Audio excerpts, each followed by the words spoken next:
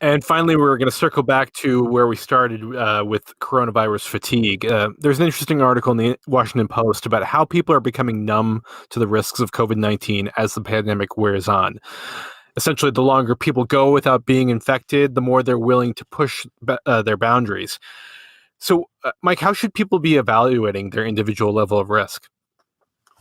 First of all, we will link to this article on the website for the podcast. I urge everyone to read it. It's by Elizabeth Svoboda, an author that I very much appreciate and have read her books. Elizabeth is someone who has written for a number of different publications. But where I first really got to know about her, she wrote a wonderful book about heroism and altruism. And the title of the book, which was published in 2013, is What Makes a Hero? The Surprising Science of Selflessness. And she described what she learned along the way with that book. A remarkable book. I urge you to read it. And then in 2019, she actually did one for young heroes in training. And in this case, the title of the book is A Life Heroic, How to Unleash Your Most Amazing Self. In the August 22nd issue of the Washington Post, Elizabeth wrote an op-ed piece, How Our Brains Numb Us to COVID-19 Risks and What We Can Do About It. And as you said, Chris, in your question, she really laid out this idea that what's happened is we're basically becoming, through what we call exposure therapy, more and more used to touching the candle. If we've gone out a little ways and been a little risky and we're okay today, we go out a little farther the next time.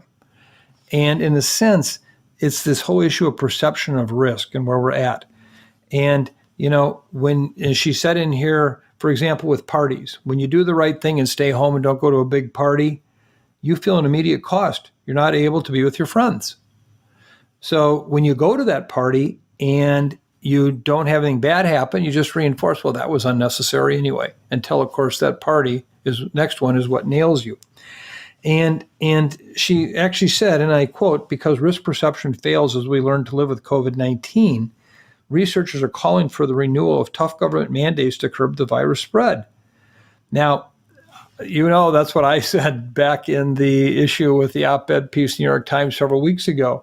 And I think that is a challenge today, that these measures aren't going to work because people don't want them. But we have to understand we are, in fact, becoming numb to this. And so we just say, let's move on. I don't think it's going to be real until it happens to you. And, I surely don't want to, tread on anyone's life right now and sensitivities. But, I had someone say to me in a conversation that they have internalized this COVID risk in a very personal way, in that they actually had a family member, a loved one, who was killed by a drunk driver.